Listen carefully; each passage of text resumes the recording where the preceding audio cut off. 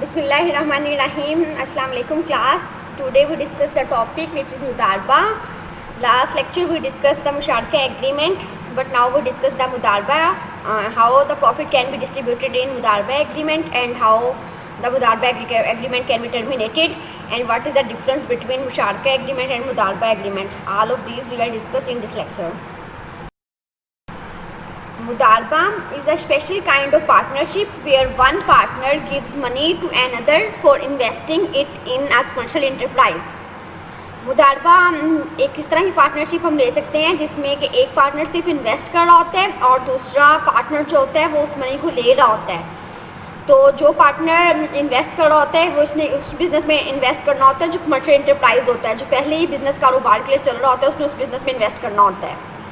तो ये है मुदारबा, और मुदारबा के रूल्स जो है वो डिफरेंट हैं मुशारका से. तो हम आज इनका डिफरेंस भी पढ़ेंगे, लेकिन अभी हम सिर्फ डेफिनेशन पे देख रहे हैं कि मुदारबा क्या है.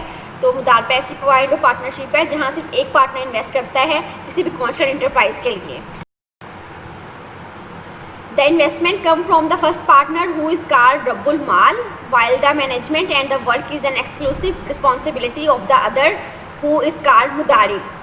तो जो पार्टनर हम कहते हैं, फर्स्ट पार्टनर जो होता है जो इन्वेस्टमेंट देता है, हम उसको रब्बुल माल कहते हैं, और जो सारा काम देख रहा होता है या मैनेजमेंट कर रहा होता है, अपने बिजनेस को मैनेज कर रहा होता है, उसको हम लोग नाम देते हैं मुदारिब का. तो यहाँ दो पार्टीज इन्वॉल्व हुई हैं हमारी इस एग्रीमेंट में. बेटा देखें कि फर्स्ट है रब्बुल माल और सेकंड है मुदारिब. रब्बुल माल is that one partner who invest the money in his business, but मुदारिब is the that one who look after and management his business. अब हमने देखना है कि what is the difference between मुशारका एंड मुदारबा, कि क्या डिफरेंस है मुशारका एग्रीमेंट में और मुदारबा एग्रीमेंट में, और क्यों हम इस डिफरेंस को पढ़ेंगे. और क्या पहले तो हम मुशारका पढ़ चुके हैं, लेकिन अब हम आज मुदारबा को डिस्कस कर रहे हैं. तो देखेंगे कि क्या क्या रीज़न्स हैं जिस वजह से कुछ लोग प्रेफर करते हैं मुशारका एग्रीमेंट को और कुछ लोग प्रेफर करते हैं मुदारबा एग्रीमेंट को. दोनों इस्लामी पर्सपेक्टिव के लिहाज से ठीक हैं, और हम पर भी इस्लामी इकनॉमिक्स हैं, तो दोनों को हम डिस्कस करेंगे. पहले हम मुशारका को कर चुके हैं, अब हम मुदारबा को देखेंगे, लेकिन डिफरेंस हम दोनों का देखेंगे, मुशारका का भी और मुदारबा का भी. द डिफरेंस बिटवीन मुशारका एंड मुदारबा can be summarized in the following points. तो कुछ पॉइंट्स उन्होंने हमें बताए हैं जिसके मुताबिक हम डिस्कस करेंगे कि क्या डिफरेंस है. The first one is the investment in मुशारका come from all the partners, while in मुदारबा investment is the sole responsibility of रब्बुल माल. जो मुशारका में इन्वेस्टमेंट आती है वो सारे पार्टनर की वजह से आती है. सारे पार्टनर इन्वेस्ट करते हैं, आल पार्टनर जो है वो सारे इन्वेस्ट कर रहे होते हैं. लेकिन हमने देखा मुदारबा में, जब हमने इसकी डेफिनेशन भी पढ़ी और उसके फ़ौरन बाद हमने देखा कि जो मुदारबा है उसमें सिर्फ एक पार्टनर इन्वेस्ट कर रहा होता है, और वो जो पार्टनर इन्वेस्ट कर रहा होता है उसको हम लोग रब्बुल माल कहते हैं. फर्स्ट डिफरेंस ये है कि मुशारका में सब पार्टनर कंट्रीब्यूट कर रहे होते हैं अपनी इन्वेस्टमेंट को, लेकिन मुदारबा में सिर्फ एक पार्टनर कर रहा होता है. तो ये बहुत क्लियर डिफरेंस है. सेकेंड डिफरेंस क्या है, इन मुशारका all the partners can participate in the management of the business and can work for it, while in mudarba the rabbul mal has no right to participate in the management which is carried out by the mudarib only. इसमें है कि जो मुशारका होता है उसमें सारे partner invest तो कर रहे होते हैं. पहले पॉइंट में हमने पढ़ लिया इन्वेस्टमेंट सारे पार्टनर्स की होती है, लेकिन मुदारबा में सिर्फ एक ही पार्टनर इन्वेस्ट कर रहा होता है.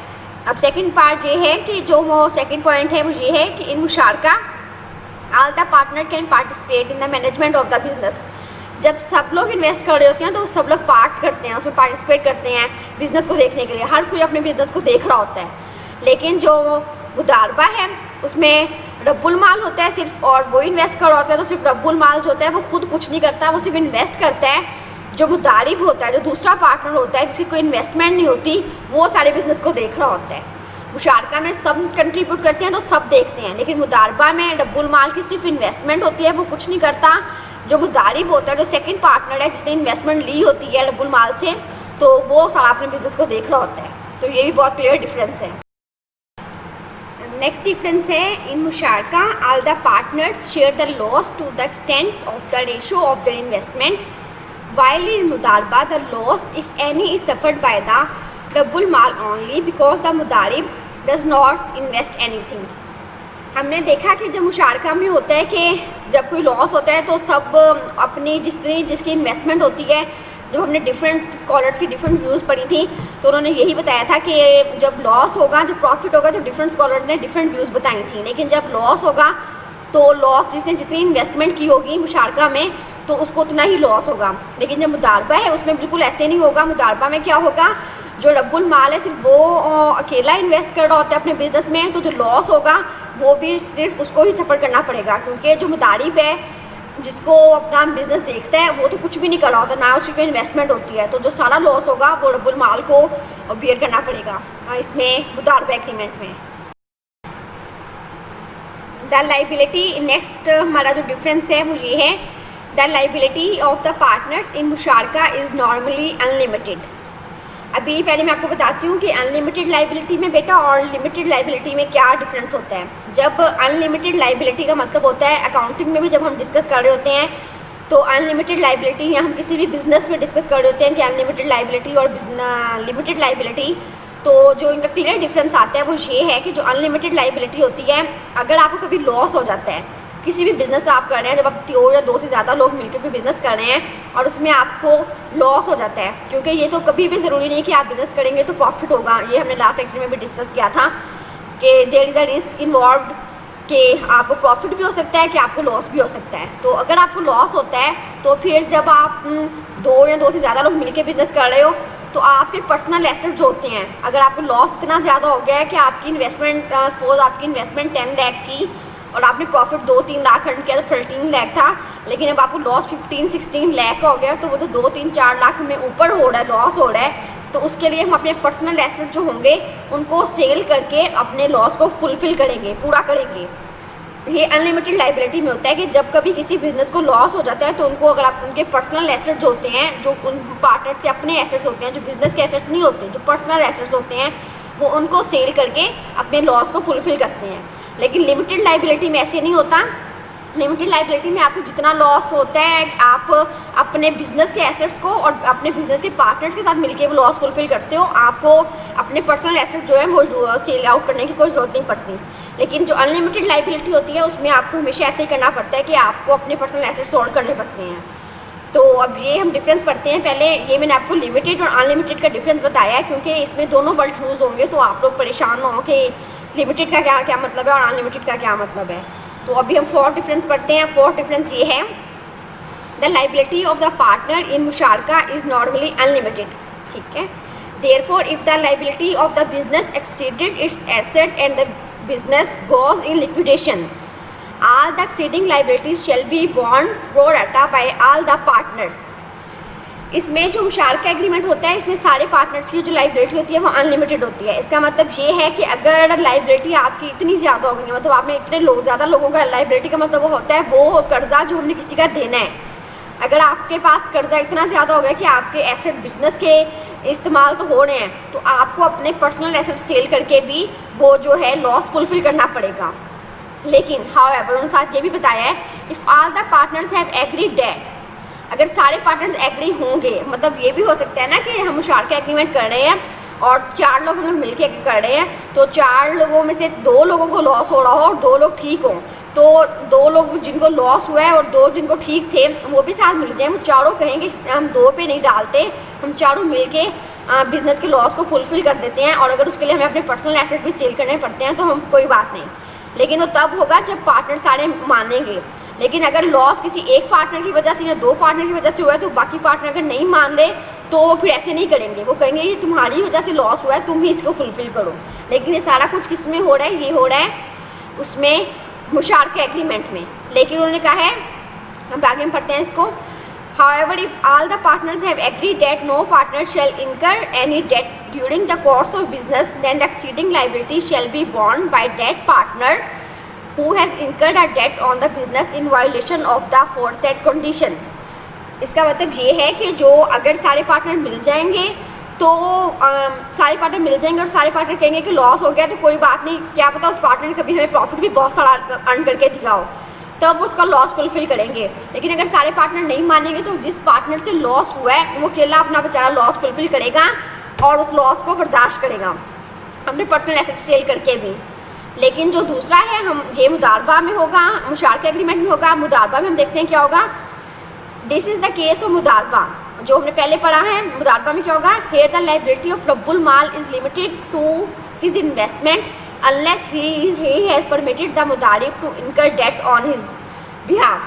तो जो रब्बुल माल होता है वो सारी इन्वेस्टमेंट कर रहा होता है, तो सारा प्रॉफिट भी ज़्यादातर वो शेयर कर रहा होता है। तो जब लॉस हो जाएगा तो भी वो ही करेगा, जब तक वो उसको मुदाई को कह नहीं देता कि मुझे इजाज़त नहीं देता कि जब कभी नुकसान होगा तो तुम भी मेरे साथ बर्दाश्त करोगे। अगर वो ऐसा नहीं कहता तो फिर सारा कुछ वो जो रब्बुल माल है, जो इन्वेस्टमेंट कर रहा होता है, वो सारी खुद बेयर करेगा। लेकिन अगर वो कह देता है तो फिर कौन करेगा, साथ उसके वो भी करेगा, मुदारिब जो है।